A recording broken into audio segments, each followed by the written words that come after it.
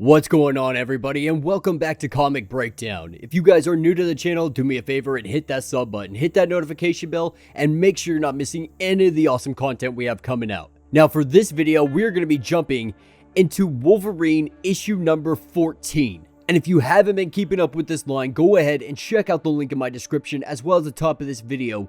It will get you completely caught up on everything related to Wolverine. And this is written by Benjamin Piercy. The art is by Adam Kubert. The cover is the same. And with that being said, let's dive into this breakdown. Alright gang, so as we dive into issue number 14, Wolverine is currently on X-Force business. Because as it stands at the Hellfire Gala, during the Hellfire Gala event, the Marauder ship had been stolen. It had been stolen and set on fire at the harbor of Madripoor. And so Wolverine has been sent to investigate who stole the ship, why they stole the ship, and where the ship is now. Now, with the ship going up in flames in the harbor, the police had hauled it back to shore, setting it at the docks. Wolverine ended up paying some people off, because in Madripoor, everything has a price. But what Wolverine knows right now is that the Shi'ar Empire showed up to the Hellfire Gala with a crap ton of logic diamonds. They were then loaded onto the Marauder. They were supposed to be distributed to the Cerebro Cradles on Krakoa, but instead, Christian Frost, he was found floating in the North Atlantic, concussed and suffering from hypothermia. And the ship took a shortcut through a sea gate, and that's what brought it halfway across the world. And Wolverine, making his way onto the ship, he realizes that the hold is completely empty, all except for two bodies. And as he investigates these bodies, he finds out very quickly that these were probably Soviets. But I'm really enjoying this issue because it's really reading like a detective comic. You know, he's really having to dive in and figure out what happened here. Because these Russians, they didn't kill themselves. They were fighting something. They were shooting at something. Something that they wounded, and when it bled some kind of acid blood. And so it looks like much more is at play here than was originally thought. And so Wolverine makes his way to the harbor master, trying to get any kind of information from him that he can, beating the crap out of him, but this guy is not spilling anything. And with this interrogation making its way outside, this is where we see the arrival of Emma Frost. Now, Emma Frost is here because she wants to help. This has to do with Hellfire business. The Marauder is her ship, and her brother is the one that was floating out in sea. Now, usually Wolverine, you know, he's not one to take orders from Emma Frost. She's not even his boss, but he's going to play this part. If it helps him get exactly what he needs, if it helps him hunt down what happened here, then he's more than willing to play nice with Emma Frost. And her using her powers on the harbor master, this is where she starts to learn exactly what happened that night. Seeing that there was some kind of meetup.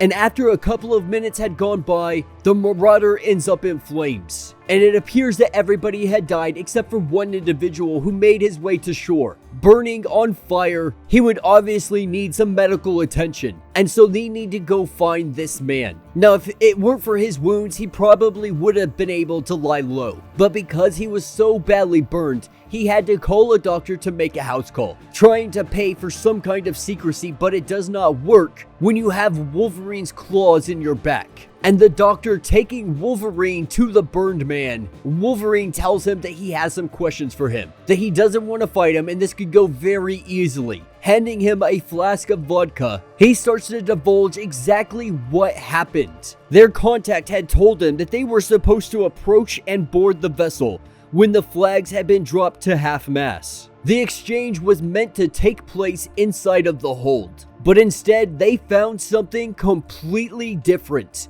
A hideous, giant monster. They both wanted something in here, and they both wanted an explanation. But that was when all hell breaks loose. He was so big that the boat literally moved when he lunged towards them. And filling him full of bullets, what was inside of him was much more scarier because it was bleeding acidic blood. And Wolverine trying to get some kind of name, maybe some kind of marking, to help him hunt down who this was. The man draws a sigil on his bedside, letting him know that this was the last thing that he saw before he got out of there, before the boat went down, and before he was able to make his escape.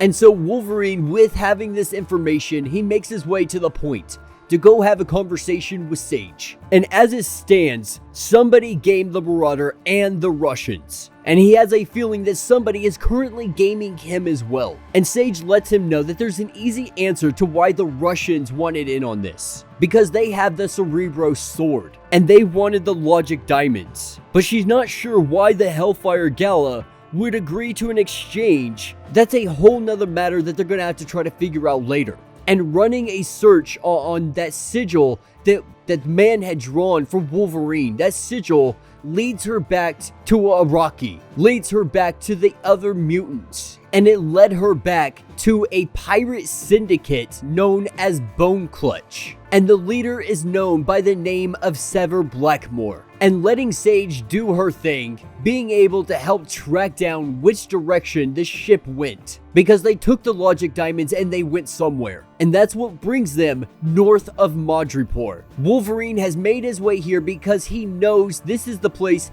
if anywhere, he's going to find Blackmore, where he would find some pirates. Because while Madripoor has some kind of rules, has some kind of lay of the land, this place is far worse than Madripoor ever could be. Because there is no laws, there are no rules here. This place is an absolute bloodbath.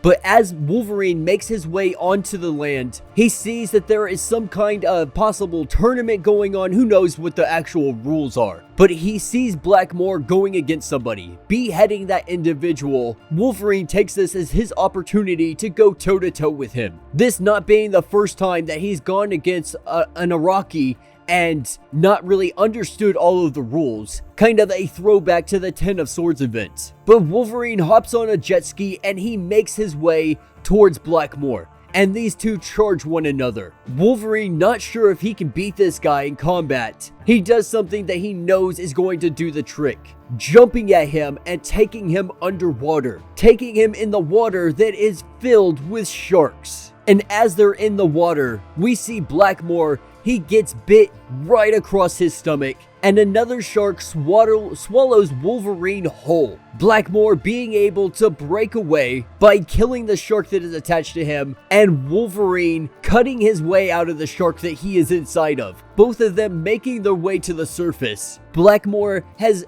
some respect now for Wolverine, because what he just did was straight up madman stuff. And it takes some real guts to do that. So Blackmore, he's going to give him a conversation. And Blackmore tells him, that's the only reason I haven't killed you outright yet. Though Wolverine would say that he's probably not going to achieve that goal if he actually tries. Now Blackmore is here because after a millennia of pillaging and destroying their way through Araco, they now want to come to Earth and stake their claim here. Now Wolverine, he doesn't care. He doesn't want to get involved in anything that he is trying to do. Murder and plunder all your little heart desires, as long as it's not mutants. And so as it stands, he needs to know how he came to kill those Russians and burn the Marauder. And you just absolutely have to love the demeanor of Wolverine here. Because Wolverine, he's just such a badass when it comes to these situations.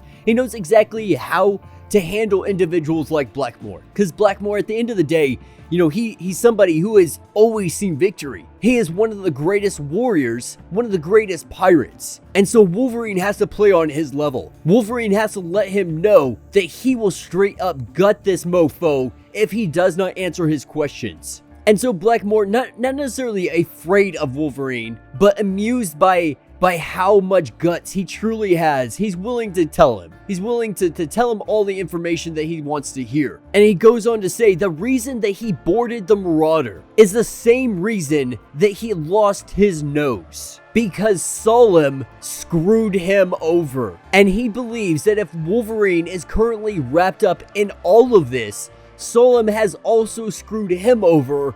Wolverine just hasn't become aware of it yet. And this is going to be very interesting because Solem and Wolverine had fought each other in the Ten of Swords event. Solem made completely of adamantium. his skin is adamantium. And it was believed that Wolverine and him were going to fight against one another. But with the crazy rules that were inside the Ten of Swords, Solem ended up pitted against his own teammate War, in a challenge to see who could cut off a limb of the opponent first. And so Solem called in his favor of Logan, after Solem helped him get the Muramasa blade. And so Logan had fought in his stead. And this really was the last that we had seen of Solem since the Ten of Swords event. So the fact that they're bringing back in these Iraqi characters, I am super freaking excited for. But that will be the end of this issue. So let me know what you guys think down in the comments. Like I said, I'm super excited for all of these Iraqi characters, for all these Iraqi mutants to start making their arrival. Because for the most part, since Ten of Swords, we've only seen a handful of them.